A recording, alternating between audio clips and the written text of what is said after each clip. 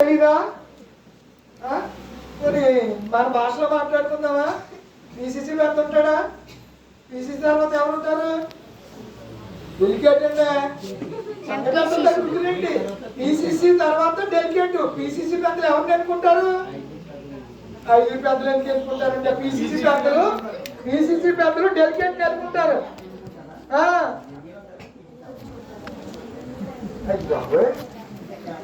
సంఘ పెద్దలు పిసిసి పెద్దలు ఎన్నుకుంటారు. పిసిసి పెద్దలు అందరూ కలిపి డెలికేట్ ఎన్నుకుంటారు. అర్థమైందా? సంఘంలో కూడా జరిగే తంతిది. సంఘం అంతా కలిపి ఎవరిని ఎన్నుకుంటారు? సంఘ పెద్దలు ఎన్నుకుంటారు. ప్రజలందరూ కలిపి సంఘ నాయకులు ఎన్నుకుంటే సంఘ నాయకులు ఎవరిని ఎన్నుకుంటారు? పిసిసిని ఎన్నుకుంటే పిసిసి వాళ్ళు ఎవరిని ఎన్నుకుంటారు? డెలికేట్. కొంతమందికి అసలు డెలికేట్ అంటే అర్థమే తెలియదు. పదవులు అలా కొనసాగుతారు అంతే. కొంతమంది అలా వెళ్ళిపోతూ ఉంటారు అంతే. ఎందుకంటే అలా ఎలక్ట్ చేయటమో లేకపోతే వేరే రకంగా రావటం. కొంతమందికి వారు చేసే పని మీద కూడా అవగాహన ఉండదు. వాళ్ళు ఏ పదవి కొరకు ఏ పని కొరకు నిర్ణయించబడ్డామో, దేవుడు ఎందుకు ఈ పనిలోనికి తీసుకున్నాడో, ఈ బాధ్యతను అప్పగించాడో కూడా తెలియదు కొంతమందికి. అలా వెళ్ళిపోతారంటే ఆతే హై జాతే హై, రావటం వెళ్ళటం అన్నట్టుగా ఉంటూ ఉంటారు. అయితే ప్రజాస్వామ్య దేశంలో ప్రజలే పరిపాలకులు కనుక ప్రజలు ఈ ఎన్నుకోబడినటువంటి ప్రభుత్వానికి గవర్నర్ ఉంటాడు. ఆ గవర్నర్ మన రాష్ట్రానికి సంబంధించినడు ఉంటాడు. ఎప్పుడు గవర్నర్ కూడా ఏ రాష్ట్రానికి సంబంధించినడు ఉంటాడు? ఇండియాలో 29 రాష్ట్రాల్లో ఏ రాష్ట్రపు వ్యక్తినైనా మన రాష్ట్రానికి గవర్నర్ గా వేస్తారు తప్ప మన రాష్ట్రంలోని మన రాష్ట్రానికి గవర్నర్ గా. ఇప్పుడు పిలాతు ఏ దేశానికి చెందినవాడు? రోముకి సంబంధించిన వాడు. రోమియుల చేత ఏర్పాటు చేయబడినటువంటి గవర్నర్ ఎవరు అనగా పిలాతు. పొంతు పిలాతు అంటాం అతన్ని. తర్వాత ఇక్కడ ప్రజల చేత ఎలక్ట్ చేయబడి అధికారుల చేత నియమింపబడినటువంటి వ్యక్తి ఎవరంటే హేరోదు. అర్థమవుతుందా? సంఘానికి ఎవరున్నారు? సంఘం 70 మంది కలిపి, సంఘ పెద్దలు ఉంటారు కదా, 70 మంది కలిపి ఒక ఇద్దరు ఎన్నుకుంటారు. వాళ్ళు ఏమంటామంటే ప్రధాన యాజకుడు, అసిస్టెంట్. ప్రధాన యాజకుడిని ఎన్నుకుంటారు. ఆయన కింద పనిచేసే వాళ్ళు చాలా మంది ఉంటారు. ఇలా ప్రజాస్వామ్య దేశంలో ఈ భారతదేశము సువిశాలమైన కన్యాకుమారి నుంచి కాశ్మీర్ వరకు విస్తరించినటువంటి ఈ భారతదేశాన్ని ప్రజలే పరిపాలించుకుంటున్నారు. ప్రజల చేతనే ప్రభుత్వాలు ఏర్పాటు చేయబడుతున్నాయి. వచ్చే ఎలక్షన్ లో మళ్ళా 2029లో ఎలక్షన్ జరిగితే ఈ ప్రభుత్వం ఉంటుందో ఉండదో ఎవరికి తెలియదు. ప్రజలు నాడేమో అర్థం కావట్లా. ప్రజలు ఆ ఓటింగ్ మిషన్ దగ్గరికి కానీ లేకపోతే ఇది వరకైతే ఆ స్వస్తి గుర్తు సింబల్, ఆ చెక్క సింబల్ ఇచ్చేవారు, దాంతో బుద్ధి వాళ్ళు. ఇప్పుడు ఏమొచ్చేసింది? ఎలక్ట్రికల్ మిషన్ వచ్చేసింది. ఆ మిషన్ దగ్గరికి వెళ్ళి ఆ గుర్తు కలిగినటువంటి బట్టన్ని నొక్కుతూ ఉంటే మనం వేసే ఓట్లు ఎవరికి వెయ్యాలనుకుంటున్నామో వాళ్ళకి ఈ లోపు ఎంత తతంగం జరిగిపోతుందంటే ఆ రాత్రికి నిద్ర గ్రూపులు ఉంటాయి వాళ్ళకి. ఎవరికి? ఈ కార్యకర్తలకి వీళ్ళకి ఇంటికి వచ్చి అర్ధరాత్రి కాడ ఏం పంచుతారు? ఓటుకి నోట్లు ఇస్తారు. ఓటుకి ఏమిస్తారు? మీ ఇంట్లో 4 ఉన్నారా? ఇదిగో 4000. 1000 కాడికి అయితే 4000, 2000 అయితే 4000. అసలు ఈ డబ్బుల కోసమే చూసుకుంటాం కానీ ఎవరిని ఎన్నుకోవాలో కూడా ఈ ప్రజలకు ఇప్పటికి కూడా తెలియట్లేదు అంతే. ఆ డబ్బులు వచ్చినాయా లెక్క పెట్టుకుని ఒకవేళ డబ్బులు కానీ ఏమాత్రం తక్కువ ఇస్తే ఇంకా స్టార్ట్ అయిపోద్ది. ఎంతో మామూలుగా ఉండదు. అందులోకి కొంచెం ఒకరికి కాయలోకి ఇస్తారేమో, వీళ్ళు తాగేసి ఇంకా ఇష్టమైనట్టు ఉంటారు. ఆ దినాల్లో కూడా యేసు ప్రభు ఉన్నటువంటి పరిస్థితుల్లో ఈ యాజకులందరికీ కూడా అలాగే చేసి యేసు ప్రభు అది సిలువేయండి ప్రజల చేత అర్పించారు వాళ్ళు. అందుకే నాయకుడు కూడా ఏం చేయలేకపోయాడు. పిలాతుకు యేసును విడిపించే అధికారం ఉంది, యేసును విడుదల చేసే అధికారం ఉంది. మీరు ప్రతి ఆగస్టు 15కి కొంతమంది ఖైదీల్ని ప్రభుత్వం ఏం చేస్తుంది?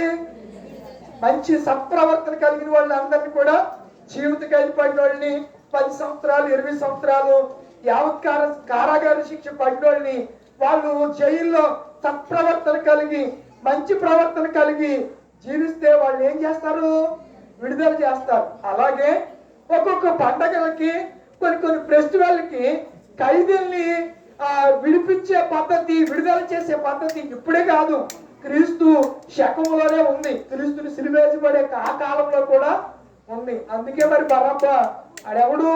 నరహంతకుడు. రెండవది బందిపోటు దొంగ. హత్య నిమిత్తము అతడు చెరసాలలో వేయబడినటువంటి వ్యక్తిని కావాలని ఈ ప్రజాస్వామ్యవాదులందరూ కోరుకుని నీతిమంతుడైన యేసును ఏమన్నారు అంటే సిలివేయమని వీళ్ళు సొంతంగా చెప్పలా.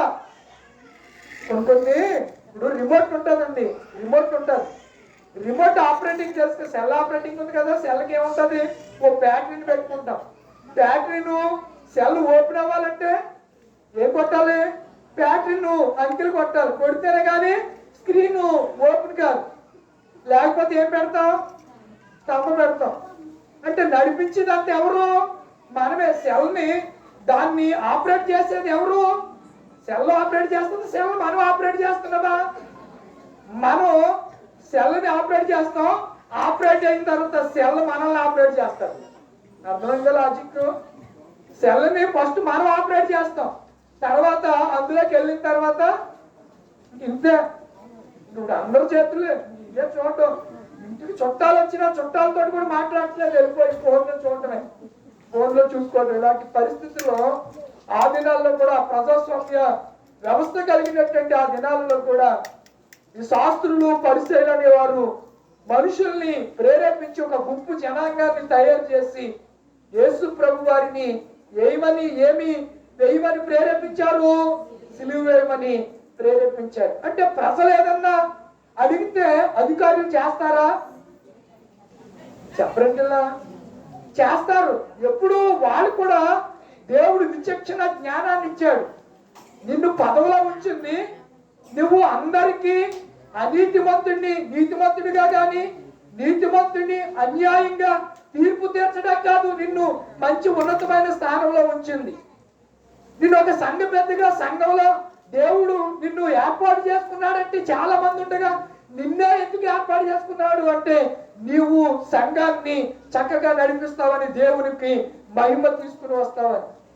అందుకే దేవుడు నీకు ఒక ఉన్నతమైన హోదాను, ఒక డిగ్నిటీని, ఒక ప్రాచుర్యాన్ని నీకు ఎందుకు కలిగజేస్తున్నాడంటే నువ్వు నమ్మకముగా దేవుని పని చేస్తావని. కొంతమంది పనిలోకి పెట్టుకునేదాకా బాగానే ఉంటారు. పెట్టుకున్న తర్వాత ఎలా ఉంటారు? కొమ్ములు వచ్చేస్తాయి. ఏ కొమ్ములు? గర్వపు కొమ్ములు వచ్చేస్తాయి. నాకు పదవి ఉంది, నాకు అది ఉంది అలా అనుకున్నాడు. అప్పుడు ఎవడు? నెబుకద్నెజరు. దేవుడు అనుకున్నాడు, ఎవరో ఇది గడ్డి తింటారు అన్నాడు. తిన్నాడా లేదా? అలాగే అనుకున్నాడు. దేవుడు నీ చేతికి ఒక పనిని, అది సంఘ బాధ్యతే కానివ్వండి, ఏ బాధ్యత నీకు అప్పగించినా ప్రజాస్వామ్య దేశంలో ఏ పదవిలో నువ్వు ఉన్నా నువ్వేం చేయాలి? ప్రజల కొరకు, దేవుడి మహిమ కొరకు నువ్వేం చేయాలి? నమ్మకంగా పనిచేయాలి. నమ్మకైన వానికి దీవెనలు మెండుగా కలిగి. ఈ నమ్మకంగా పనిచేస్తున్నప్పుడు, యథార్థంగా ఉన్నప్పుడు ఏమొస్తాయి? నిందలు వస్తాయి. ఇప్పుడు ప్రవీణ్ గారిని ఎవడన్నా తాగితే ఎక్కడో చోట తాగుతాడండి. ఇంకా పొద్దున 11 నుంచి ఏమి తీసుకోకుండా, హెల్మెట్ తీసుకోకుండా, మాస్క్ కనీసం తినేటప్పుడు, ఆ టీ తాగినప్పుడు కనీసం ఈ ఫోటోలు అన్ని వచ్చినప్పుడు తాగినప్పుడు ఎక్కడో చోట తాగుతాడు కదా, తాగిన ఫోటో రాదా? టీ తాగిన ఫోటో చూపిస్తున్నారు, రోడ్డు మీద పక్కన కూర్చున్న ఫోటో చూపిస్తున్నారు. అన్ని చూపించినప్పుడు ఆ టీ తాగినప్పుడు, లేకపోతే టీ తాగ మాస్క్ పెట్టి టీ తాగేస్తారంటే అంటే జనాలు అంటే ఏదైనా ప్రజల్ని నమ్మించవచ్చు, ప్రజల్ని మోసం చేయడానికి ఏదైనా వారి టాలెంట్ ని నేటి దినాల్లో ఉపయోగిస్తుంటే ఈ గొర్రెలు ఉంటాయి కదా, ఏం గొర్రెలు? ఈ క్రైస్తవులు కూడా గొర్రెలాగా తయారైపోయారు. అంటే గొర్రె అనేది తప్పు పదం కాదు. గొర్రె సాధు జంతువు, అది క్రూర జంతువు కాదు. గొర్రె సాధు జంతువు అండి. క్రూర జంతువా? చిరుత పులిలాగా, సింహము లేకపోతే పులి లేక అది క్రూర జంతువా? సింహం ఏం చేస్తుంది? లేక పెట్టినప్పుడు కొడుతుంది. అందుకే అంటారు సింహం పంజ. ఏ పంజ? సెల్ఫీ తీసుకోవాలని అనుకున్నావు, బాగానే ఉంది. ఆ ఎంక్లోజర్ లోకి వెళ్ళి, అంటే సింహం ఉన్న దగ్గరికి వెళ్ళి, ఆడెవడో హైదరాబాద్ జూలో ఏం తీసుకుంటున్నాడు? వీడు ఎంత పెచ్చోడో చూడండి, సెల్ఫీ పిచ్చి. ఈ లోపు ఏం చేసింది? పేకటికి లాక్ కలిసి ఉరికేసింది, దరిద్రం వదిలిపోయింది. జరిగింది అలాగా. సింహం ఎంక్లోజర్ లోకి వెళ్ళిపోయాడు. ఎందుకు? నేను పెద్ద వీరుణ్ణి అది సింహంతో ఫోటో తీసుకో. అది క్రూర జంతువు. నువ్వు గొర్రె దగ్గరికి వెళ్ళి కొట్టినట్టు మాట్లాడదు. గొర్రె ఇప్పుడు క్రైస్తవులు నీకు చాలా మంది అనుకుంటున్నారు గొర్రెలు వీళ్ళు ఏం చేయలేరు, ఇది ప్రజాస్వామ్య దేశం, మేము 80% ఉన్నామన్నట్టుగా కొంతమంది ప్రవర్తిస్తూ కొంతమంది ప్రజల్ని రెచ్చగొడుతున్నారు, మతోన్మాదులుగా తయారైపోయారు. ఆ దినాల్లో కూడా యూదులకి చాలా మతపిచ్చ. యేసు ప్రభుకి సిలువేయడానికి ఒక బలమైన కారణం ఏంటంటే ఆయన నేను దేవుని కుమారుడు అని చెప్పుకున్నాడని. వాళ్ళు ఆయన మీద నేరం మోపింది కూడా అదే. ఈయనేమని చెప్పుకున్నాడు? దేవుని కుమారుడు, నేను దేవుని దగ్గర నుంచి వచ్చిన వాడు అని చెప్పాడు. కాబట్టి ఈయన ఏం చేస్తున్నాడు? దేవదూషణ చేస్తున్నాడు అని చెప్పి ఒక ప్రబలమైనటువంటి బలమైన ఆ నేరాన్ని ఆయన మీద మోపారు. ఆయన దేవుని కుమారుడు కాబట్టి దేవుని కుమారుడు అని చెప్పాడు, సత్యాన్ని చెప్పాడు. సత్యము చాలా ఎలా ఉంటుంది చెప్పండి? చేదుగా ఉంటుంది. బా సత్యం ఎప్పుడు చేదుగానే ఉంటుంది. మీరు చూడండి కళ్ళబొల్లి కబుర్లు, కల్పించిన కథలు ఎంత బాగా వింటామో. వాటి కోసం 2 చెవులు ఏది చెవులు అయిపోతాయి మనకి ఒక్కొక్కసారి. 4 గుడ్డోళ్ళు అంట ఏదిగిని ఎలా ఉంటుందో చెప్పండి అని ఒకటి అడిగాడంట. ఒకడు వెళ్ళి ఒక గుడ్డోడు వెళ్ళి కాళ్ళు పట్టుకుని ఏనుగు కాళ్ళు స్తంభాలలాగా ఉన్నాయన్నాడంట. ఏమన్నాడు? స్తంభాలు. ఇంకొకటి వెళ్ళాడంట చెవులు అట్టుకుని ఏనుగు చెవులు చేట్లాగా ఉందన్నాడంట. అర్థమవుతుందా? ఇలా అలా వాటికి ఉన్నటువంటి ఏనుగులను పార్ట్స్ పట్టుకుని తమ అనుభవాన్ని వాళ్ళు ఏదైతే స్పృశించారో దాన్ని వాళ్ళ మాటలతో వ్యక్తం చేశారు. నిజంగా ఏనుగు కాళ్ళు స్తంభాల్లో ఉంటాయా అంటే వాడి ఒపీనియన్ లో అవి లావుగా ఇలా పట్టుకుని చూశాడు అనుకోండి, అది ఎలా ఉంటుంది? స్తంభంలానే కనపడుతుంది. ఇలాంటి పరిస్థితుల్లో ఇలాంటి ప్రజలు కూడా సరిగా చూసి చెప్పలేని పరిస్థితి, చూసిన ఎస్ఆర్ నో అని కూడా చెప్పలేని పరిస్థితిలో ఉన్నారు. రైట్ ఈజ్ రాంగ్ డిసిషన్ నిర్ణయాన్ని తీసుకోలేనటువంటి పరిస్థితుల్లో నేటి క్రైస్తవ సమాజం కూడా ప్రణం వెళ్తుందంటే ఎంత విచారకరం. 2000 సంవత్సరాల కానించి సువార్త ప్రకటించబడుతుంది. యేసు ప్రభువారు ఇదిగో నేను త్వరగా వస్తాను. ఆయన పిలాతు దగ్గర కూడా అన్నాడు, నువ్వు దేవుని కుమారుడు అయితే అవును నువ్వు అన్నట్టు నేను దేవుని కుమారుడు అన్న మాట అన్నాడు. మనుష్య కుమారుడు మరలా మేఘారూఢుడే వచ్చుట మీరు చూస్తారని చెప్పారు. ఎవరు? యేసు ప్రభు వారు. ఎవరితో? పిలాతుతో అన్నాడు. శిష్యులతో ఎందుకన్నాడమ్మా? పిలాతుతో. తీర్పు జరుగుతుంది, జడ్జిమెంట్ జరుగుతుంది. జడ్జిమెంట్ తీర్పులో రకరకాల ప్రశ్నలు సంధిస్తారు. మీరు కోర్టు సీన్ చూసారా? చూడకుండా ఎందుకుంటారు? ఓల్డ్ సీరియల్ అన్ని అయ్యా. ఇప్పుడు కోర్టు సీన్ లో ముద్ద ఎక్కడ నిలబడతాడు? బోర్డులో నిలబడతాడు. లాయర్ ఎక్కడ నిలబడతాడు? వకీల్ అంటారు. వకీల్ ఎక్కడ నిలబడతాడు అంటే నీ పక్షాన వాదించేవాడు ఎక్కడ నిలబడతాడు? కింద నిలబడతాడు. జడ్జికి దగ్గరలో, వీడికి కొంచెం దగ్గరలో నిలబడి నువ్వు పలానా టైంలో పలానా అక్కడ ఉన్నావా? నేను లేదు సార్ అంటే ఆడు ఏదో పాయింట్ తెస్తాడు. అందుకే వాళ్ళు ఏమన్నారంటే చెట్టు కింద ప్లేయర్లు అన్నారు. ఏమన్నారు? చెట్టు కింద ప్లేయర్లు. చూడండి, ప్లేయర్లు ఎక్కువ చెట్ల కింద కూర్చుని ఇంత ఫైల్ ఇచ్చుకుని ఏదో రాస్తా కనిపిస్తారు. మీరు ఎప్పుడన్నా దేవారం ఉంది కదా, 2 కోర్టులు ఉన్నాయి దేవారాన్ని. ఒకటి మేజిస్ట్రేట్ కోర్టు, ఇంకొకటి municipal civil court. Magistrate court అవుతుంది, యువతలు లేవు, తగాదాలు అవి ఇక్కడ మనం వెళ్ళి ఈ రోడ్లు డిఎన్ఆర్ ఈ రోడ్లు కాలువ హాస్పిటల్ దగ్గర అక్కడ ఉంటుంది కోర్టులు. జిల్లా కోర్టులు ఉంటాయి, తర్వాత హైకోర్టు ఉంటుంది, తర్వాత సుప్రీంకోర్టు ఉన్నదా? కోర్టులో ఏం జరుగుతుంది? న్యాయాన్ని నిర్దేశిస్తూ ఉంటారు. న్యాయ తీర్పరులు న్యాయాన్ని విశ్లేషిస్తూ రైట్ రాంగ్ అనేది ఆలోచన చేస్తారు. కొన్నిసార్లు మీరు న్యాయ వ్యవస్థలో న్యాయ దేవత అని ఉంటారు. ఒక బొమ్మ ఉంటుంది, ఆమెకి నల్లగొండోటి కట్టేసి ఉంటుంది. ఏం కట్టేసి ఉంటుంది? లీటర్లు కూడా వైట్ షీట్ మీద ఏ కోట్ వేసుకుంటారు? నల్ల కోట్ వేసుకుంటారు. ఎందుకు వేసుకుంటారు? లోపల మేము మంచోళ్ళమే, బయట మరి ఏం చేయు అన్నట్టుగా. నలుపు దేనికి? పాపానికి, చీకటి కార్యాలకి, అబద్ధాలకి, దగాలకి, మోసాలకి, కుట్రలకి, కుతంత్రాలకి, అన్యాయానికి చిహ్నంగా కనబడుతుంటే తెలుపు పరిశుద్ధతకు, యథార్థతకు, న్యాయానికి చిహ్నంగా మేము న్యాయాన్ని కాపాడాలని అనుకుంటున్నాం. కానీ ప్రజలు మమ్మల్ని ఏం చేస్తున్నారు? ప్రలోభాలకి గురి చేస్తూ ఉన్నారు. కొన్నిసార్లు ఇద్దరు కేసులు, ఇద్దరు ప్లేట్లు ఉంటారు. వీళ్ళకి తెలియకుండా వాళ్ళిద్దరు ఒకటి అయిపోతారు. ఎవరిద్దరు చెప్పేంటలా? ప్లేట్లు ఇద్దరు ఒకటి అయిపోతారు.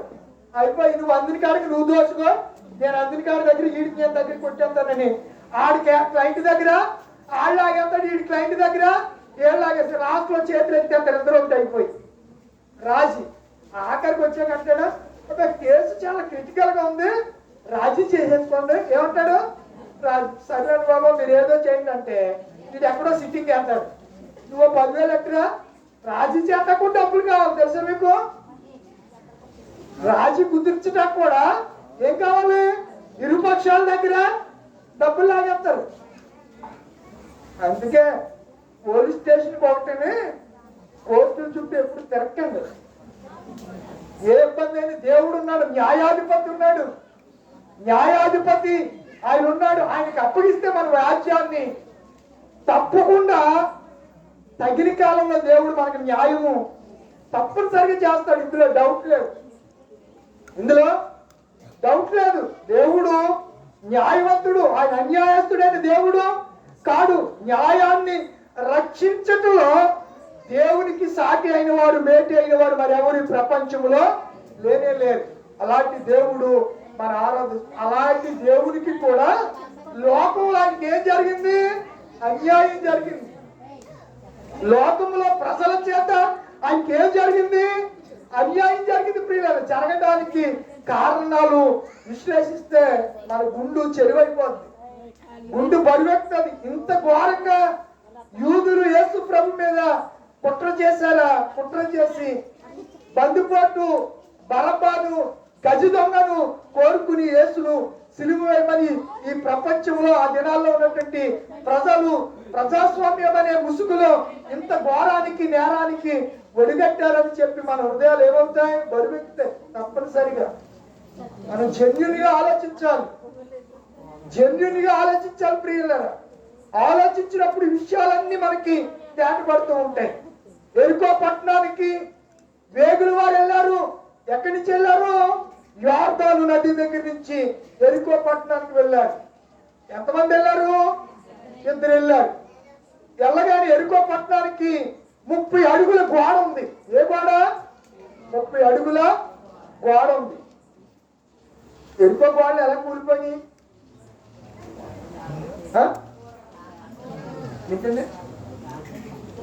బోర ఊదుట ప్రార్థన చేసి అది కూడా ఒక పాయింటే. బోర ఊదారు, డ్యూటీలు పట్టుకున్నారు, మందసాన్ని భుజాన్ని పెట్టుకున్నారు.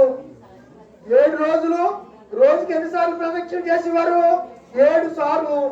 7 రోజులు ప్రదక్షిణ చేయగానే ఏమైపోయింది? ఎరికే గోడలు వెళ్ళి పులిపించుకుని కానీ ఏమి పడకోకుండా ఏమైపోయింది? ఇప్పుడు థాయిలాండ్ లోను, ఇండోనేషియా, మయన్మార్ ఈ దేశాల్లో భయంకరమైనటువంటి భూకంపం వచ్చింది. భూకంప తీవ్రతకి మేడలు పేకలతో ఏదైనా ఇల్లు కట్టినా ఇసుకతో చిన్నప్పుడు ఆడుకోవడానికి కట్టేవాళ్ళ. తర్వాత అంతా అయిపోయి ఏం చేసేవారు? చేతితోనో కాలుతోనో తల్లిదండ్రులు అదంతా ఏమైపోయింది, కూలిపోయింది. అలా మొన్న ఒక 2 రోజుల కిందట ఏమైంది, భయంకరమైన భూకంపం. బిల్డింగ్లు అలా కూలబడిపోయాయి తెలుసా. అలాగే ఎరుకు గోడలు కూలిపోయాయి. కోలక మునుపు ఎరుకో పట్టణాన్ని చూడడానికి యెహోషువ ఎవరిని పంపించాడు చూడండి. దేవుడు ఎంత న్యాయవంతుడో. ప్రజాస్వామ్య వ్యవస్థను చాలా మంది అనుకుంటారు కార్ల్ మార్క్స్ ప్రజాస్వామ్యం గురించి మాట్లాడాడు, సోషలిజం గురించి అనుకుంటారు. సోషలిజం, ప్రజాస్వామ్యం, సమానత్వం అనేది బైబిల్ నుంచి తీసుకున్నదే. కార్ల్ మార్క్స్ ఎవడు క్రైస్తవుడు, వాడు బైబిల్ నుంచి కాపీ కొట్టి వాడు చెప్తే ప్రపంచం చెప్పినటువంటి బైబిల్ విడిచిపెట్టేశారు. మనిషి బాటలు పట్టుకుని ఏలాడుతున్నటువంటి పరిస్థితి నేటి సమాజానికి దాపురించింది. చాలా విచారకరం. కనుక ఎరుకో పట్టణానికి యెహోషువ మోషే తర్వాత యెహోషువ వారిని పంపిస్తే వాడు ఎరుకో పట్టణానికి వెళ్ళారు. ఎరుకో గోడను ఆనుకునే ఒక ఆమె ఉంది. ఆమె పేరు రాహాబు. ఏం పేరండి? రాహాబు. ఆమె వీళ్ళు వచ్చారని ఎవరికి తెలిసింది? ఎరుకో యొక్క ఆ సైనికులకు తెలిసింది. వీళ్ళని దొరికితే ఏం చేస్తారు? చంపేస్తారు. ఆ సమయంలో వీరు ఆశ్రయం పొందడానికి ఎవరింట్లోకి వెళ్ళిపోయారు? రాహాబు ఇంట్లోకి వెళ్ళిపోతే విషయం చెప్పారు. అమ్మా, మేము ఇశ్రాయేల్ ప్రజలు అని చెప్పగానే ఆమె బలు పెరిగింది. ఇశ్రాయేల్ గురించి అంత ముందే ఆమె ఉంది. ఇశ్రాయేల్ దేవుడు చేసే కార్యాలు, వారి పక్షంగా దేవుడు ఏమేమి కార్యాలు చేస్తున్నాడో ఆమె వెంబడి ఆమెను బైబిల్ ఏమన్నారు తెలుసా? వేశ్య అని రాశారు. ఏమని రాశారు? రాహాబను వేశ్య అని రాశారు. ఆ వేశ్య ఎవరి గురించి ఉంది? దేవుని గురించి ఉంది. దేవుడు చేసే కార్యాల గురించి. ఎక్కడో ఇశ్రాయేలు ప్రజలు ఐగుప్తుల నుంచి అరణ్య మార్గం గుండా వస్తున్నటువంటి ఇశ్రాయేలు ప్రజల దేవుడు వారిని ఎలా నడిపిస్తున్నాడో ఆ సంగతులన్నీ తెలుసుకుని వెంటనే వాళ్ళని ఏం చేసింది? అయ్యా, తప్పకుండా ఈ ఎరుకోని మీరు ఏం చేస్తారు? స్వాధీనం చేసేసుకుంటారు. అది నాకు తెలుసు. మీ దేవుని గురించి నేను విన్నాను. మీకు నేను ఏం చేస్తాను? ఉపకారం చేస్తాను. మీరు తర్వాత జయించినప్పుడు నాకు నా ఇంటికి మీరు ఏం చేయాలి? ఉపకారం చేయండి అని అగ్రిమెంట్, బాండింగ్ చేసుకోండి. నేను ఎలా చేస్తాను, మీరు ఇలా చేయండి అని చెప్పింది. ఎస్, నువ్వు అడిగినట్లుగే మేము చేస్తామంటే ఆమె ఏం చేసింది? జమ్ములో వారిని దాచింది. వేగులు వారు వచ్చారు, వెతికారు, కనపడలేదు. వాళ్ళు వెళ్ళిపోయిన తర్వాత వాళ్ళు వచ్చారు, వెళ్ళిపోయారు. ఎరుకో పట్టణం చాలా మొత్తం ఎరుకో పట్టణాన్ని గురించి అన్ని విషయాలు వీళ్ళకి చెప్పేసింది. ఎవరు? రాహాబు అని వేశ్య చెప్పేసి వీళ్ళని దాటిచ్చేసింది. వాళ్ళు బయటికి వెళ్ళారు. ఎరుకోల నుంచి బయటికి వెళ్ళారు. బయటికి వెళ్ళి ఏం చేశారు? నెతికారు, కనిపించలేదు. వారు లోపలికి వచ్చేసరి వెంటనే వీళ్ళు ఏం చేశారు? లోపల నుంచి బయటికి వెళ్ళిపోయి అక్కడక్కడ 3 రోజులు సంచారం చేసి మెల్లగా మోయాబు మైదానంలో ఉన్నటువంటి యెహోషువ దగ్గరికి చేరుకున్నారు. సమాచారం ఇవ్వాలి కదా. వేగులు వారు అంటే ఇంటెలిజెన్స్ వారు అంట. అక్కడ సమాచారం. ఇప్పుడు ఏదైనా పెద్ద సభ జరిగింది అనుకోండి, ఆ సభలో ఎవరెవరు పాల్గొన్నారు, వక్తలు ఏం స్పీచ్ ఇచ్చారు, ప్రజలను రెచ్చగొట్టే విధంగా, ప్రజల్ని భయకంపితులు చేసే రీతిగా మన గురించి ఏమైనా నెగిటివ్ గా మాట్లాడారా, ప్రభుత్వం మీద ఏమైనా విషయం చెబుతున్నారా, ఇవన్నీ కూడా ఇంటెలిజెన్స్ వ్యవస్థ అనేది ప్రతి ప్రభుత్వానికి ఉంటుంది. వాళ్ళు ఎప్పటికప్పుడు ముఖ్యమంత్రి కార్యాలయానికి ఏం చేస్తారు? సమాచారాన్ని చేరవేస్తూ ఉంటారు. అలాగే వెళ్ళి ఈ యెహోషువ పంపితే వెళ్ళారు, వచ్చారు. ఆ సమాచారాన్ని ఎవరికి చెప్పారు? యెహోషువకి చెప్పారు. తదుపరి అక్కడ రాయబడినటువంటి మీరు 2వ అధ్యాయము ఎక్కడి నుంచి చదివారు? 19 నుంచి 24 వరకు చదివారు. తరువాత వారు ఎరుకోను స్వాధీనం చేసుకున్నప్పుడు ఆమె రక్షించబడిందా? ఎలా రక్షించబడింది? ఇది పాయింట్. ఆమె రక్షించబడడానికి కారణం ఏంటి? గుర్తేంటి? ఒక ఎర్రని దారం దేనికి కట్టమని చెప్పారు వీళ్ళు? ఆ ఎర్రని దారమే ప్రభువైన యేసుక్రీస్తుకు సాదృశ్యంగా ఉంది. ఆ ఎర్రని దారము ఆ కిటికీకి ఉన్న కారణం చేత ఇశ్రాయేలు సైన్యము యెరికో మీద పడి దాన్ని ధ్వంసం చేస్తున్నప్పుడు ఆమె ఇంటిని సురక్షితంగా ఆమెను ఆ ఇంటిని కాపాడుకోవడానికి గల కారణము ఎర్రని దారము. దారం ఎరుపు క్రీస్తు రక్తానికి సాదృశ్యమైతే ఆ రక్తము చేత ఆమెయు ఆమె ఇంటి వారందరూ కూడా ఏం పొందారు? విడుదల పొందారు, రక్షణ పొందారు. ప్రియమైన దేవుని పిల్లలారా, అప్పటికే అక్కడ రాజరిక వ్యవస్థ ఉంది. ఒక ప్రక్క ప్రజాస్వామ్య దేశాలు కూడా చుట్టుపక్కల ఉన్న ఆ పరిస్థితుల్లో దేవుడు అద్భుత రీతిగా ఆ కుటుంబాన్ని రక్షిస్తే ఆమె విశ్వాసుల జాబితాలకు వచ్చేసింది. ఎబ్రీ రాసిన పత్రిక 11:32-33 ఉంటుంది.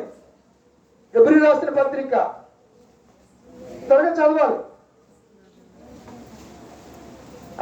చేస్తారు అంతమంది దగ్గర బైబిల్ ఉంది. ఎబ్రీ రాసిన పత్రిక 11:30.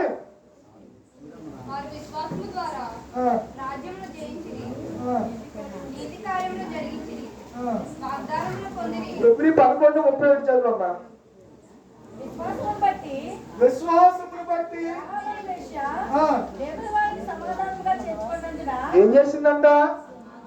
ఆమె విశ్వాసము, ఆమె యేసుని గురించి వింది, యేసు చేస్తున్నటువంటి అద్భుతాల గురించి. ఇప్పుడు వాడు కూడా విన్నాడు. రాత్రి సబ్జెక్టులు మనం ఆలోచించాడు. ఎవడు విన్నాడు? ఏ రోజు అయినా ప్రత్యక్షంగా ఏం చూడాలనుకున్నాడు? ఒక అద్భుతం చూడాలనుకున్నాడు. విశ్వాసమును బట్టి రాహాబను వేశ్య వేగుల వారిని చేర్చుకొని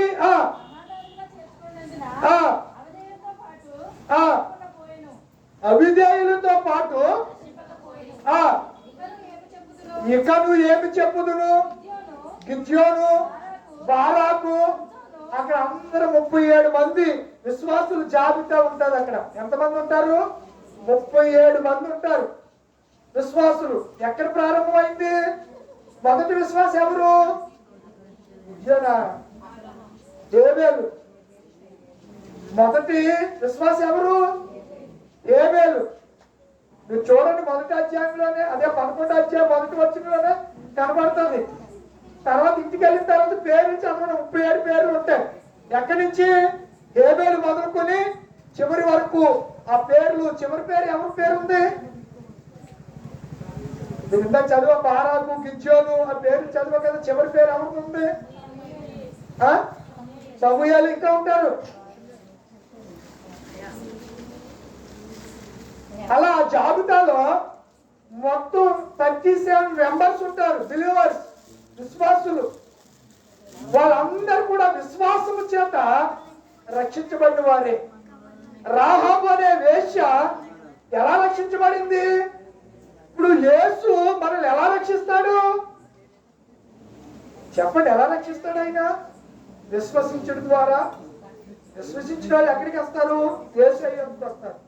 యేసు ఎందుకు వచ్చిన వారిని ఆయన ఎంత మాత్రమును త్రోసివేయడు. ఏం చేస్తాడు? తన రక్తము చేత మనల్ని కడుగుతాడు, పవిత్రపరుస్తాడు. పవిత్రపరిచిన మన అందరిని ఎక్కడికి తీసుకెళ్తాడు? పరలోకానికి తీసుకెళ్తాడు. పరలోక రాజ్యాన్ని మనకి ఇస్తాడు ఆయన. కింగ్డమ్ అంటాం దీన్ని, రాజ్యము. ఏమంటాం? కింగ్డమ్ అంటే రాజ్యము, దేవుని రాజ్యం, గాడ్స్ కింగ్డమ్. దేవుని యొక్క రాజ్యంలో మనం ఉండాలి. దేవుని రాజ్యాన్ని మనం ఏం చేయాలి? వెతకాలి. యేసు ప్రభుత్వం ఏం చెప్పారు? మొదట నా రాజ్యం వచ్చేటి తెలిసిన మాటలు. ఫస్ట్ నా రాజ్యమును నీతిని వెతకండి, అప్పుడు నీతిని వెతకండి, అప్పుడు అవన్నీ మీకు. ఏ రాజ్యాన్ని ఎందుకు వెతకాలి? దేవుని రాజ్యంలో ఏముంటది? నీతి ఉంటుంది. దేవుని రాజ్యంలో ఏముంటది? అసమానతలు ఉండవు. వీడు తక్కువ, ఇక్కడ భారతదేశంలో వీడు తక్కువ కులం, వీడు ఎక్కువ కులం, వీడు రంగు వేరు, వీడు రంగు వేరు, ఇక్కడ అంతా వ్యత్యాసమే. ఉన్నవాడికి ఏమో కుర్చీ వేస్తారు, లేనివాడేమో కూర్చో అంటారు. అలా ఉండే పరిస్థితులు చాలా. రాబోయే దినాలు ఈ డెమోక్రాట్ కంట్రీలో, ఈ ప్రజాస్వామ్య దేశంలో పరిస్థితులు ఎలా ప్రణమిలుతాయో తెలియనటువంటి పరిస్థితులు రాబోతున్నాయి. ఆలోచించండి.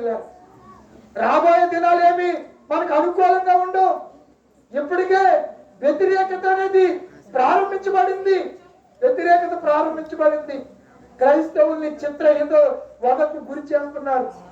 ఓ పాంప్లెట్ పంచితే కొడుతున్నారు, ఓ కరపత్రం ఇచ్చితే పంచి పెడితే కొడుతున్నారు, ప్రార్థన చేద్దామంటే చేయటానికి వీల్లేదంటున్నారు, ఫ్లెక్సీలు పట్టుకుని వీధి సువార్త చేస్తే చేయకూడదని వచ్చి అడ్డగిస్తున్నటువంటి పరిస్థితి. మంచి ప్రజాస్వామ్య దేశంలో మనకి స్వేచ్ఛ లేదా? మన దేవుణ్ణి మనం స్వేచ్ఛగా ఆరాధించుకునే హక్కు డాక్టర్ బాబాసాహెబ్ అంబేద్కర్ 42వ రాజ్యాంగ సవరణ ద్వారా మనకు ఇవ్వలేదా? మత స్వేచ్ఛ హక్కు లేదా? మనకి స్వాతంత్ర్యము మనకి రాజ్యాంగం ద్వారా ఇవ్వలేదా? అందుకే ఇప్పుడు ఏమంటున్నారంటే రాజ్యాంగాన్ని మార్చేయాలంట. దేని మార్చేయాలి? ఇంకా అప్పుడు గొడవ ఉండదు అంట. ఇంకా అడిగివాడు ఎవరుంటాడు?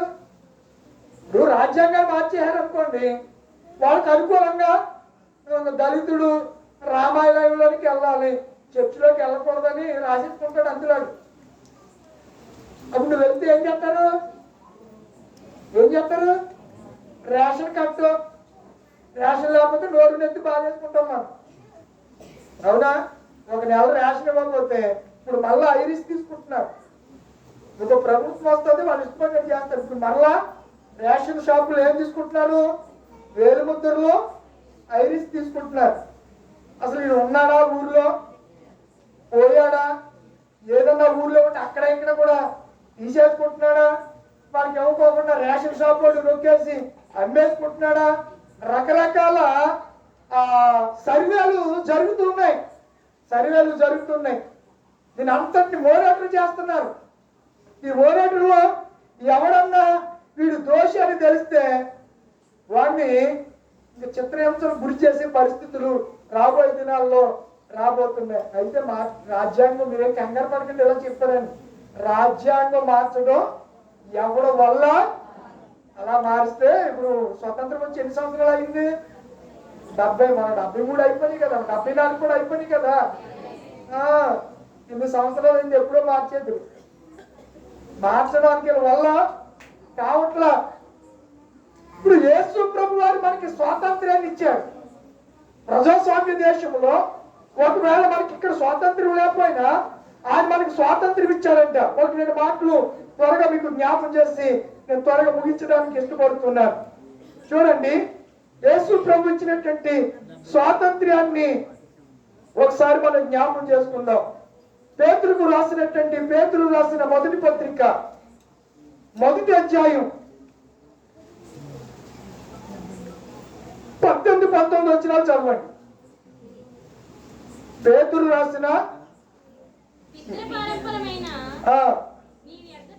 రాసిన మొదటి పత్రిక 1వ అధ్యాయము 18-19 వచనాలు. మీ వ్యర్థ ప్రవర్తనను మీరు మనకి ఎలాంటి స్వాతంత్ర్యం ఇచ్చారంట? వెండి బంగారముల చేత. వెండి బంగారం క్షయమైపోతాయా? అక్షయంగా అలాగే ఉంటాయా? పోతాయి. బంగారం అలాగే మెడలో వేసుకుని తీరుకో కాసు కొన్నాళ్ళకి ఎంత అయిపోద్ది? అరకాసు అయిపోద్ది. అరకాసు కాస్త పావుకాసు అయిపోతుంది. తర్వాత ఎప్పుడు మొత్తం కనిపించదు, అరిగిపోద్దా? అరుగుతుంది కదా. ఆ వెండి బంగారం వంటి క్షయమైపోయే వస్తువుల చేత మీరు విమోచించబడలేదు గాని ఏ రక్తం అంట? అమూల్యమైన రక్తము. అనగా ఆ రక్తం ఎలాంటిదో చెప్తున్నాడు అక్కడ. అనగా ఎంత క్లియర్ గా రాశారు చూడండి, బైబిల్ ఎంత గొప్పదో. అనగా నిర్దోషము నిష్కలంకమును అయిన గొర్రె పిల్ల వంటి క్రీస్తు రక్తము చేత మీరు.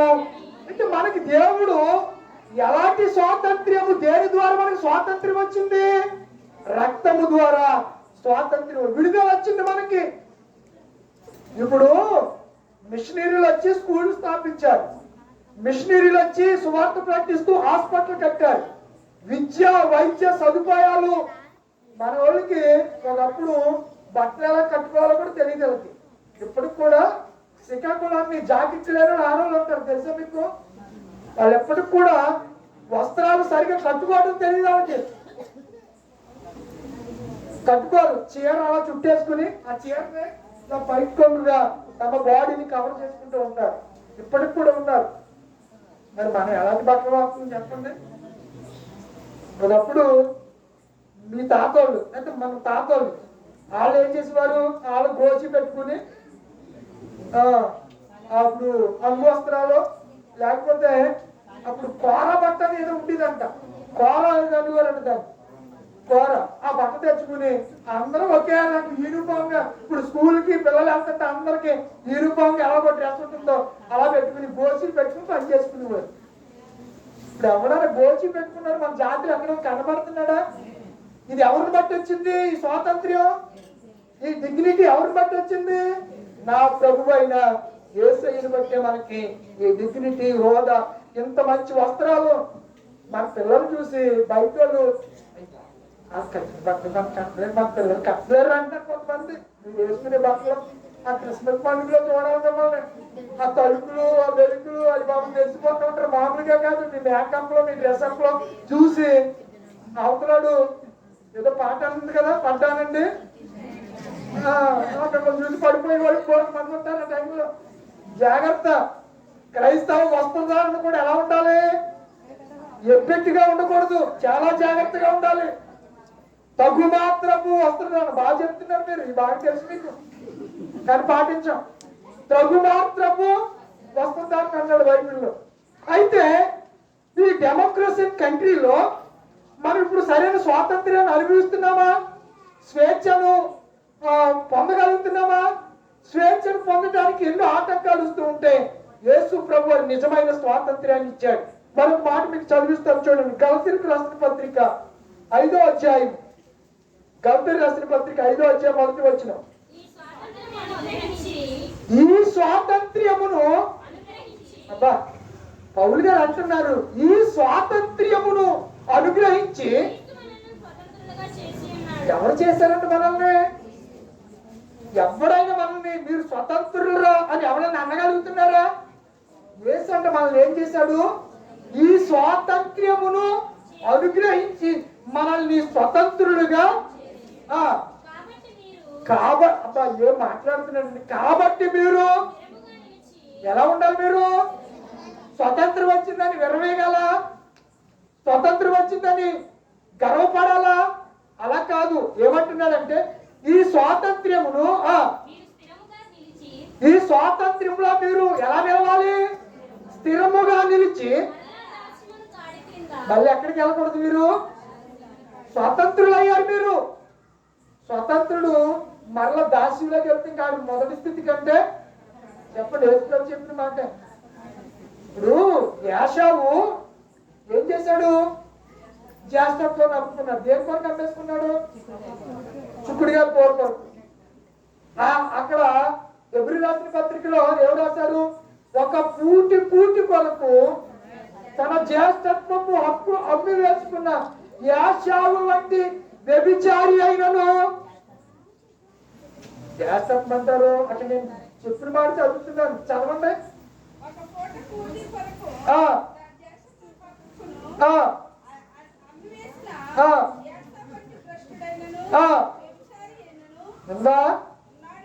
అమ్మా చాలు రండి. ఏంటి? ఒక పూటి కొరకు దేన్ని అమ్మేసుకున్నాడంట? అమ్మేసుకుని ఏమయ్యాడంట? ఇంకొకటి అందులో ఉన్నమాట చెప్పడానికి ఏమైంది? వ్యభిచారి అయినను. వీడు దేనికి పలికిరాడు, వీడు భ్రష్టుడు అంటారు కదా కొంతమంది పెద్దలు. ఏమంటారు? వీడికి భ్రష్టత్వం బతుకుతున్నాడు. వీడు ఎందులో బతుకుతున్నాడు? భ్రష్టత్వం.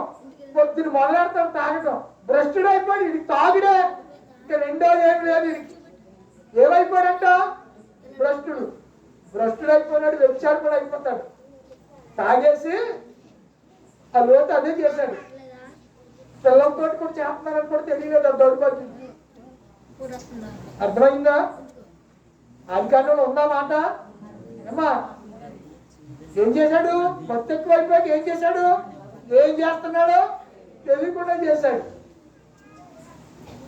ఆ సంతానమే మోయాబు సంతానం. ఆ సంతానాన్ని ఏ సంతానం అన్నారు? మోయాబీలు అన్నారు. మోయాబు సంతానం. అడిది గాడిద వంటి స్వభావం కలిగినటువంటి సంతానం ఆ సంతానం. కనుక ప్రియమైన దేవుడి పిల్లలారా, దేవుడు మనకి ఏమిచ్చాడంట? స్వాతంత్ర్యం ఇచ్చి స్వతంత్రులుగా చేస్తే స్వతంత్రంలో నిలబడవలసినటువంటి మనము కొన్నిసార్లు ఏం చేస్తున్నాం? భ్రష్టులు అయిపోతున్నాం, పడిపోతున్నాం, పత్రం అయిపోతున్నాం. దేవుడు ప్రేమ కలిగాడు కాబట్టి సరిపోయింది, కానీ లేకపోతే మనం అసలు ఒక్కడు కూడా ఉండగలం అసలు? ఎంత ప్రేమ కలిగిన దేవుడు! ఇదిగో కలువరి సిలువ ప్రేమ, మరుపురాని మధుర ప్రేమ, యేసు ప్రేమ, నా యేసు ప్రేమ, యేసు ప్రేమ, నా యేసు ప్రేమ. ఇదిగో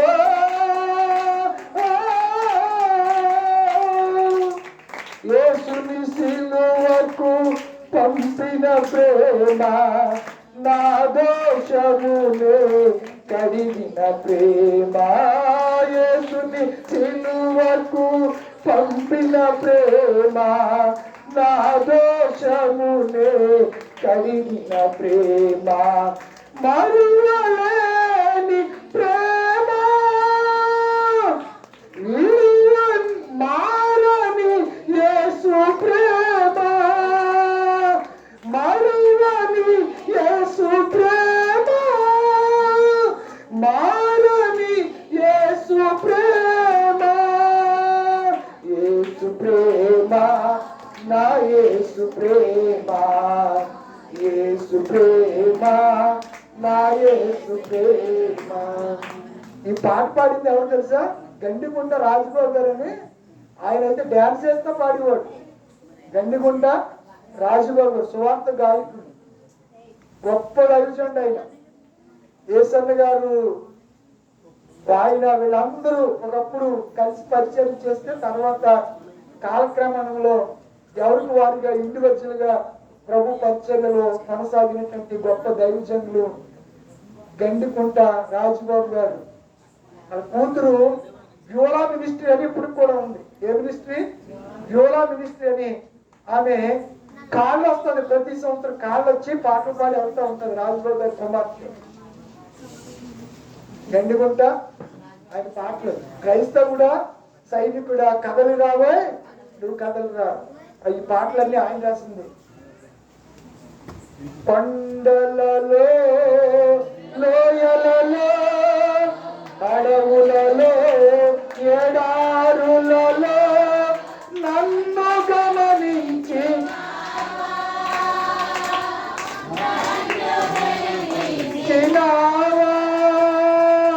నన్ను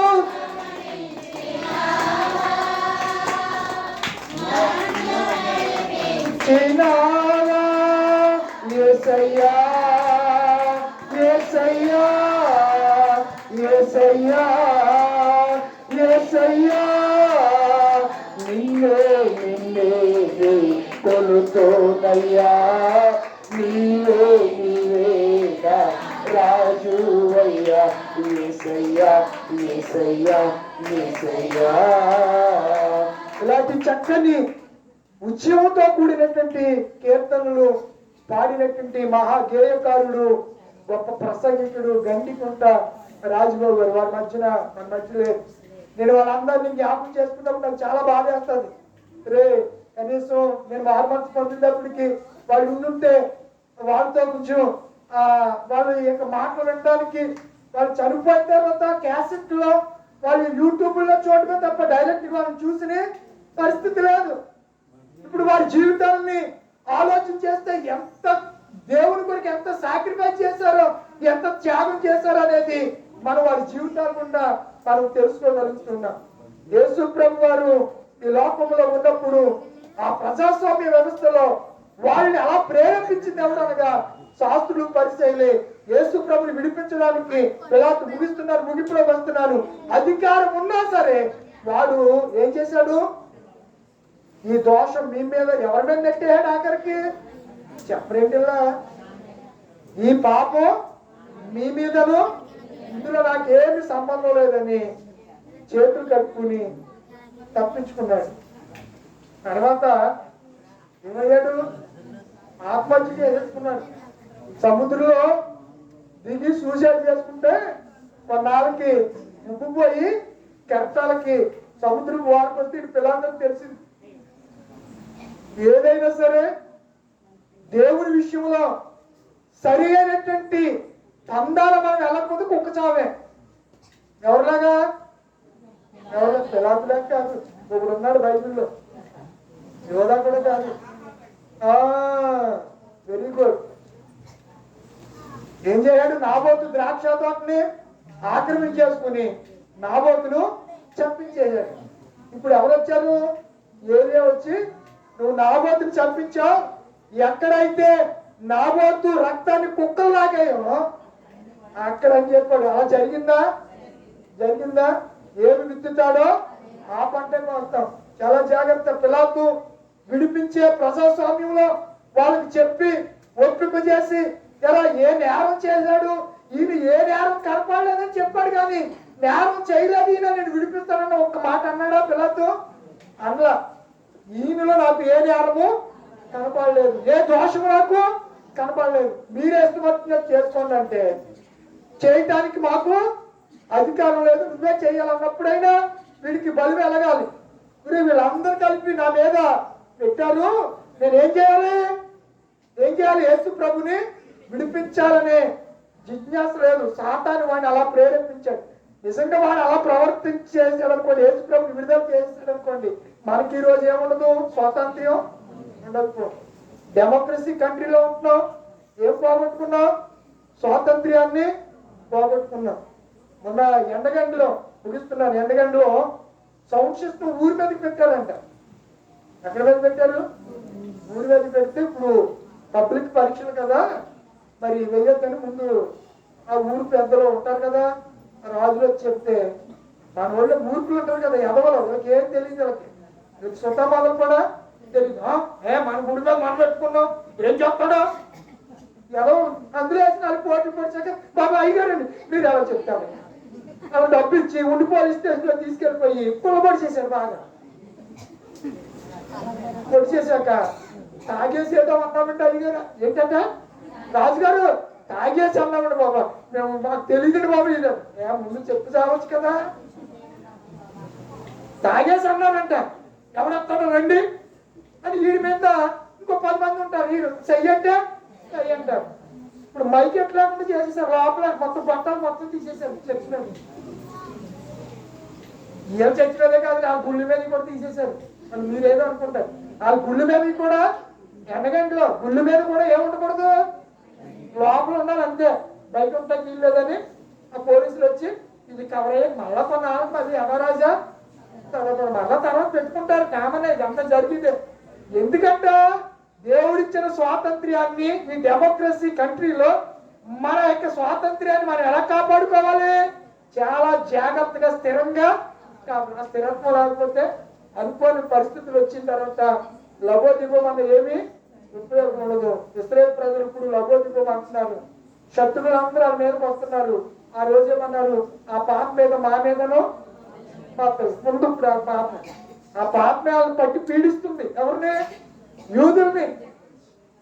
యూదుల్ని అందుకే పట్టి పీడిస్తుంది. కనుక ఈ ప్రశస్త రాత్రి వేళ ఏ అంశం ధ్యానం చేసాం?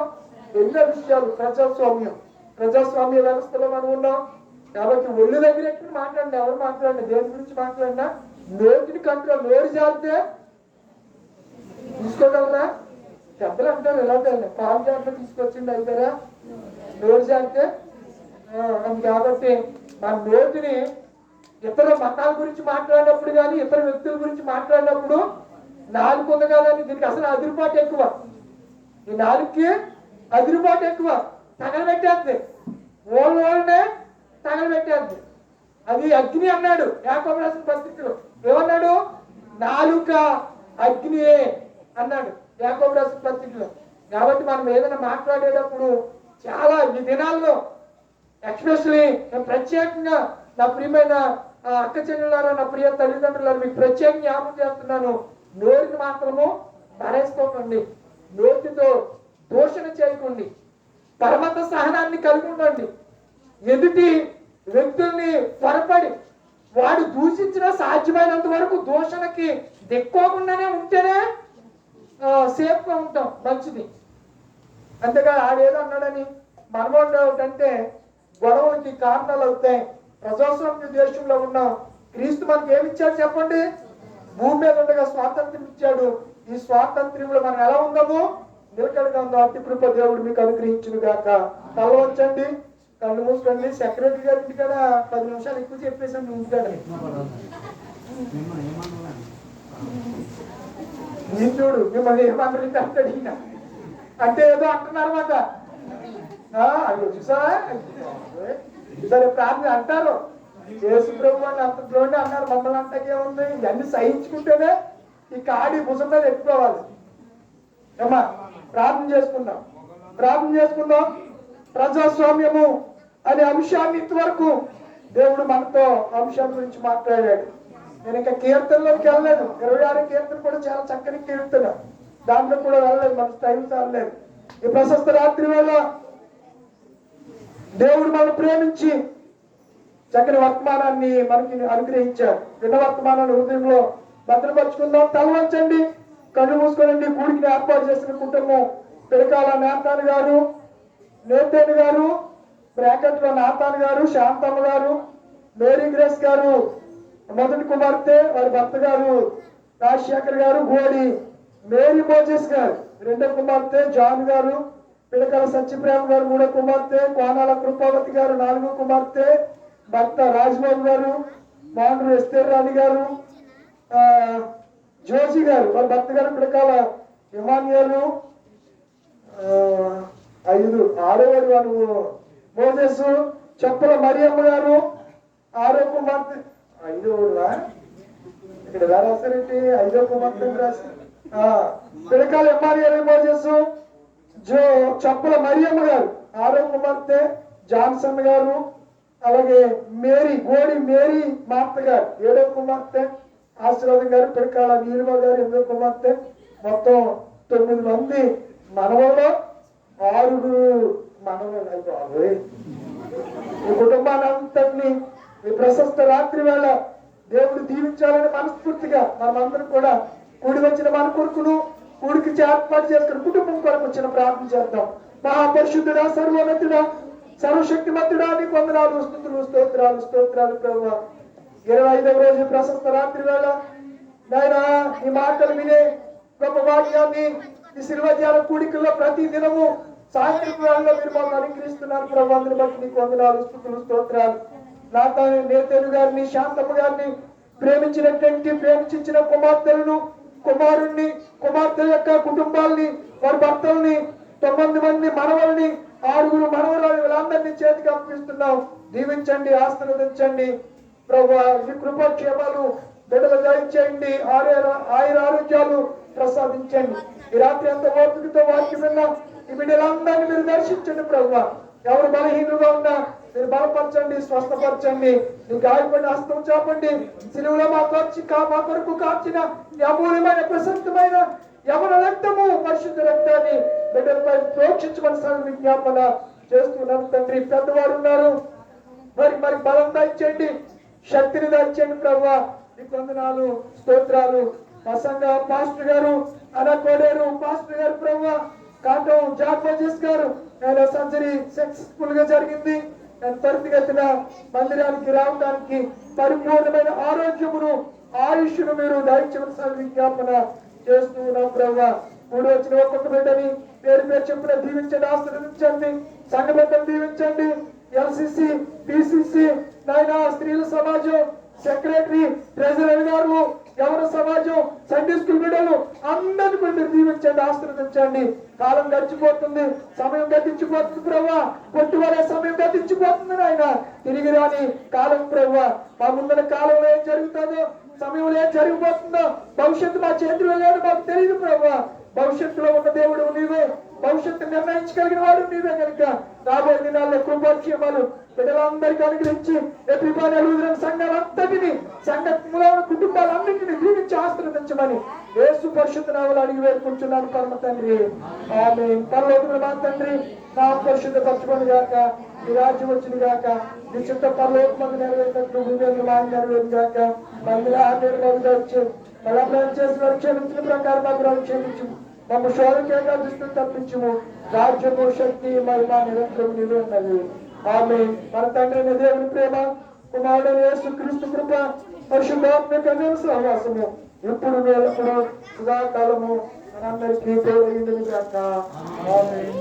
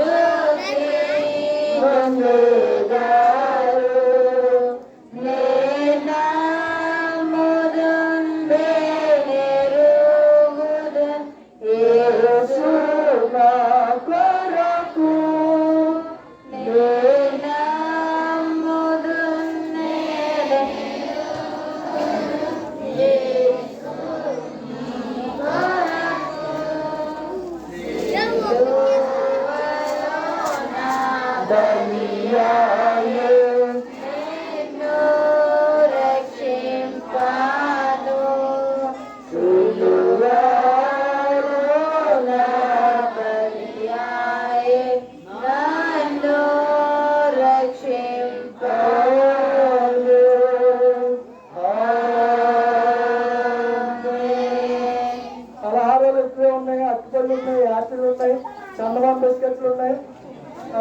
తర్వాత ఈ బిస్కెట్లు ఏమంటారండి? పైసా బిస్కెట్లా? తర్వాత ఇవి కూడా ఉన్నాయి, మరమరాలు అంట.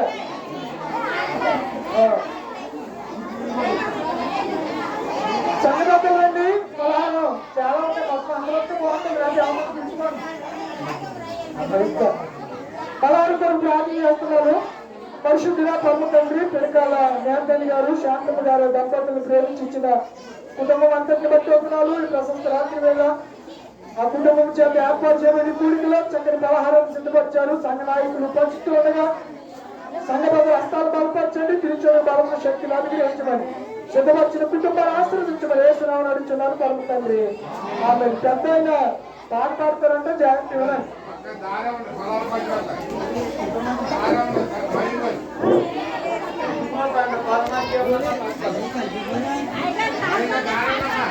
అయ్యి కలిపి